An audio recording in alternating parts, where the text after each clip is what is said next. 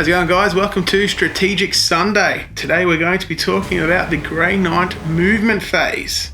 Stay tuned.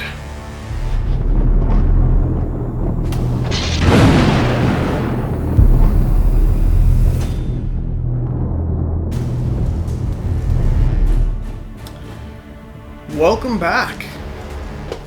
Today we're going to go over the Grey Knight movement phase and a few little tricks that you can have to help you out. So before we get too into the deep stuff, we're going to go over a couple of the stratagems. First stratagem we're going to talk about is dynamic insertion. It's from the new book. This one right here.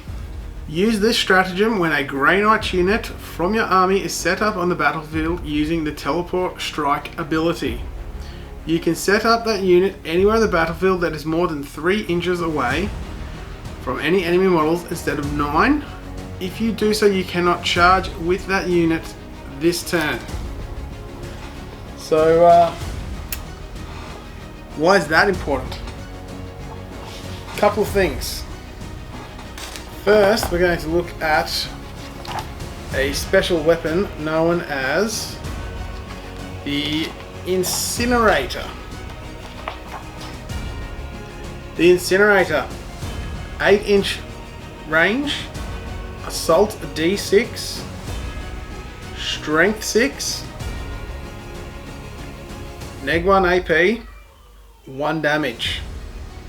This weapon automatically hits its target. The issue that the Incinerator has had in the past is that being 8 inches, it's 1 inch shorter than it needs to be. Well, 2 really, 2 inches, I apologise. 10 inches is what you need in order to be able to deep strike in and use it. Teleport Strike. During deployment, you can set up this unit in a teleportarium chamber instead of placing it on the battlefield. At the end of any of your movement phases, select this unit. It can teleport into battle. Set it up anywhere on the battlefield that is more than 9 inches away from enemy models. So a Teleport Strike can be used by several units in the army, but not all. So Teleport Strike has the ability to be used by several units in the army, which is the Interceptor Squad, the Strike Squad, and any of the units that come with Terminator armor. The Teleportarium stratagem actually doesn't count as a Teleport Strike. So unfortunately we won't be able to use it on the Purgnation Squad, which would be the best unit for it, but unfortunately not. However, interceptors and strikes do get it. So the Strike Squad, I would probably recommend using an Incinerator with them. The Incinerator has an 8-inch range, strength 6, AP neg 1, and does D6 auto hits. Being 8 inches, you can't normally deep strike in and use it, so being able to deep strike into that little 3-inch gap instead of 9, you'd be able to then incinerate your opponent. Another unit which could be interesting to use it on would be Paladins, because you can take 4 of them on a Paladin unit, and then they have the Teleport Strike ability. Another unit which has multiple incinerators is the Purgnation Squad. They can have up to 4 as well, but again they don't get the Teleport Strike ability. So this can be useful in another way, and that's if your opponent is set up in such a way where they're kind of trapped into a box and you're going to drop in to avoid them being able to move the next turn. I'll show you quickly with this little demo. So, assuming these guys can't move up onto terrain, set them up here like so. Our Grey Knights teleport in 3 inches, like so. And your opponent now can't move past the 1 inch zone. Even if they shoot them and kill them, they can't do anything else about it. They've only been able to move that little area. It can stop your opponent getting objectives. It can stop them from assaulting vehicles or things like that. As long as you keep your guys within 12 inches away. Cool. Okay, so the next stratagem we're going to talk about is tactical flexibility. It's a stratagem which is used at the end of your movement phase. Basically what you can do is you can move your unit, do whatever you want, teleport them in, and then you can spend 1 CP and then they break up into 2 combat squads. This one doesn't get seen a lot. It's kind of very situational. It can be useful if you're running a big unit with lots of special weapons. You can break it up so the special weapons are in 1 unit, or if in your preceding phase you need to be in 2 places at once. That's kind of the best reason I would use it. Being in 2 places at once can be useful if you're playing an objectives game. So the option's there if you need it. Whether you actually use it or not, that comes completely up to you. Alright, so I've got a new one, a new strat. We spoke about this one in the Dread Knight video. This one's called Big Guns Never Tire. This stratagem is used in your shooting phase. When a Grey Knight's vehicle unit from your army is chosen to shoot with, until the end of that phase, that unit does not suffer the penalty for moving on firing heavy weapons. That's 1 command point. Why we talk about that in the movement video? Because basically your movement phase, you can then decide, okay, cool, I want to move this vehicle over to point A, B, C, wherever, and then you can shoot it without penalty. It means that you can think ahead and go, okay, cool. Moving this vehicle is not going to be a problem for me because I'm not affected by the negative to hit modifier from moving and shooting. So that's a good one to have up your sleeve. Usually for me, I'll probably use it on the Dread Knight, or on the odd occasion maybe a Dreadnought or bendable Dreadnought if I'm not running Dread Knights. It's one of those situational ones. It's good to have if you need it. And the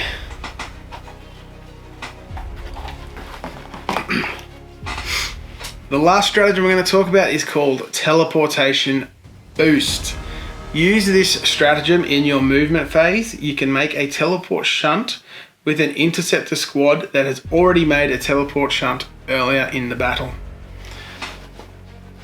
Again, if you're playing an objectives game, or a game that you need recon or line breaker or something along those lines, this one can be quite useful, especially when you've just got a little squad that might have 1 or 2 men left alive and they're basically just doing nothing. It's perfect time to just go pick up, sweet, boom, look at that, 1 point. And quite often it's those 1 or 2 points that you get here and there that end up winning you the game. It's a useful one, but again, you have to be running interceptors, and we will talk about interceptors soon, as they are probably one of my favorite units in the book. Alright, psychic powers. We've got 2 we're going to talk about. One of them is from the new book, and one of them is from the old book. The new book one, we're going to talk about Edict Imperator. Edict Imperator has a warp charge value of 7. If manifested, select 1 friendly Grey Knight unit within 12 inches of the Psyker. That unit can shoot as if it were your movement phase, your shooting phase, sorry, and then make a move as if it were your movement phase. This cannot advance. It cannot advance as part of this move. That unit cannot shoot again this turn or charge this turn. So technically that does happen in the psychic phase, not the movement phase. Why is that useful? So let's say we're going to cast it on this squad of interceptors. Right, they've just moved, that's the end of their movement. It's psychic phase, so we've just cast the ability on them. They've targeted this unit of witches that are hiding in this bunker. So they've moved, and then we've got this objective over here. Boom! Look at this. Now we hold the objective. That's probably the main thing I think of straight away to do it with. The other one is if you've got a big clunky unit of paladins or terminators or something that has a very slow movement. Typically the second psychic power we'll use, but then if you've got 2 units of these, then this is where it comes in handy. Let's grab a couple of terminators. So we've set up 24 inches away from our opponent. Over here,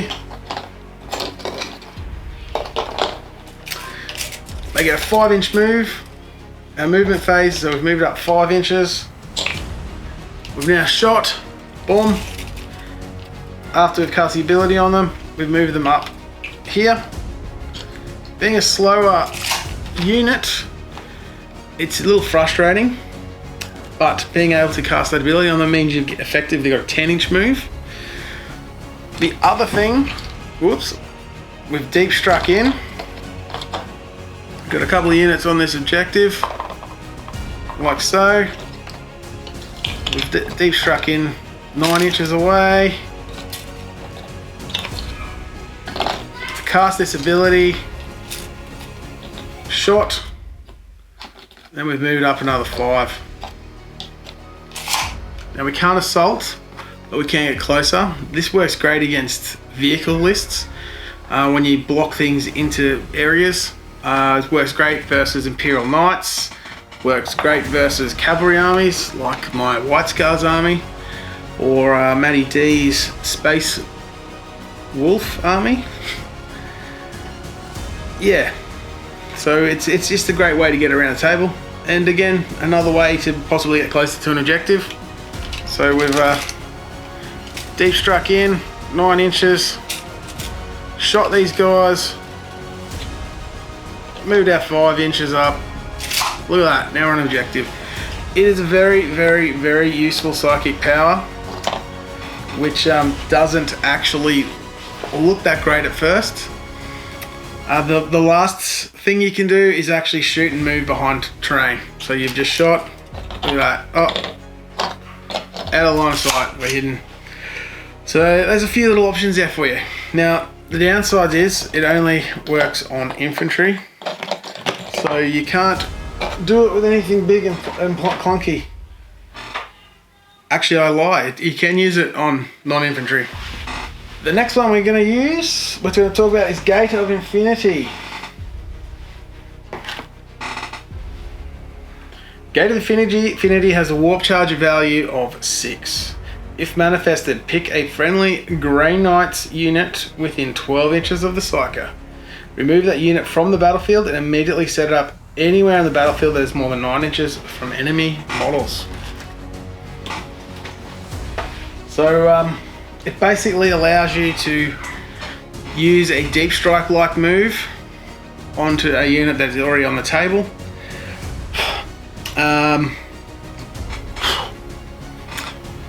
Yeah, so you can do a deep strike move onto a unit that's already on the table. You can assault after that. You never used to be able to, but you can assault now. It's good to get around the table to get onto objectives, block enemies, etc, as we've already discussed. It's one of those useful ones. If you look at most competitive orc armies, they always rave about the jump. It's basically the exact same thing. In fact, I would even say it is the exact same thing. The only difference is, as a Grey Knight player, we can cast it easier. That's right. You heard it here. We can cast it easier. Alright, so we're going to go over the Interceptor Squad now.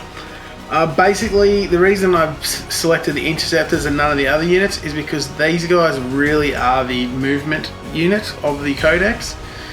Their speciality is movement. They're essentially just a strike squad, but they've got better movement abilities, and I'll go over them now quickly for you. So they have a base move of 12 as opposed to 6, so right there they're a lot quicker. Everything else is exactly the same as Strike Squad otherwise. They have the Personal Teleporters ability. This unit can move across models and terrain as if it were not there. In addition, once per battle, instead of moving this unit normally in the movement phase, you can choose for them to make a teleport shunt. At the end of the movement phase, remove all models in that unit from the battlefield and then immediately set them up anywhere that is more than 9 inches from enemy models. So basically they do the Gate of Infinity psychic power, but they do not pay psychic ability points or cost for it. Typically you can only do 1 psychic power per turn, whereas this allows you to basically move your 3 squads of interceptors up the board, and then you can shunt another unit as well. I like to do Drago with them. I'll have Drago set up on the table and he'll teleport himself with Gate of Infinity, and then these guys will shunt. They'll get rerolls to hit, and then they'll take out most of the opponent's chaff units and screening units. I find the Interceptors are great for anti-screen. They do have the side effect of dying quickly. It's a bit sad, but I mean, hey, they're designed to die for the Emperor, so why not just let them? They do also have the teleport strike ability as well. So I want to go through quickly now a couple of little tricks you can do when you plan out your turns throughout the game. So we've got our new tides.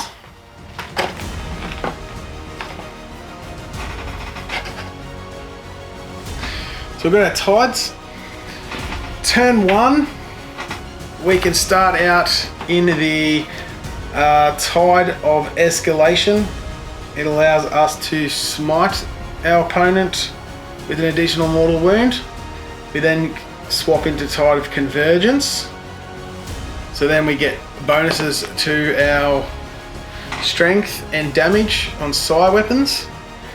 Our next turn we start in the tide of convergence.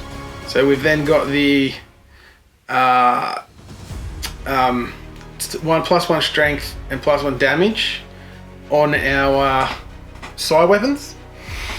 Then we cast the Edict Imperator psychic ability on our unit. So then they'll do their shoot and move.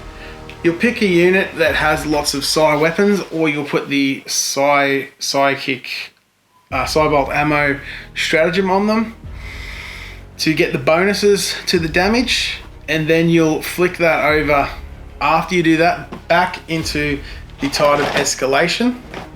So then the army does the extra damage with the smite. Turn 3 is when you'll deep strike stuff in. You'll do your movement phase, you'll do all your smites, and then you'll swap it back over to the tide of convergence. All of your infantry then with all their cool guns will then get the extra damage from that after everything is cast smite already. Then you can do all your movements then and therefore after. So just a little quick recap. Start with tide of convergence. Sorry, start with tide of escalation. Smite, smite, smite, smite, smite. Then change it over to your extra psi cannon damage. Do your shooting then. Next turn, you'll have a unit on the table that has the psi cannons. They'll do their psychic ability where you then shoot then move. You'll have the high damage on the psi cannons. You'll then swap back into smite, the tide of escalation. Do your smites for that turn. Your next turn, everyone drops in. They're already in the smite tide. They'll do all their smites, and then you'll swap it back over to your tide of convergence. So hopefully that didn't get too confusing, because I was a little confused trying to tell you. But that concludes everything I wanted to talk about. As per usual, I have just rambled off my head. But thank you. Please like, please subscribe, give us the thumbs up, and leave a comment. So we are a new channel, still trying to get things off the ground, figure out what's going on. It'd be great to have you, have some feedback, etc. So yeah, drop us a like, subscribe, bell notification. Thank you, and until next time, stay awesome.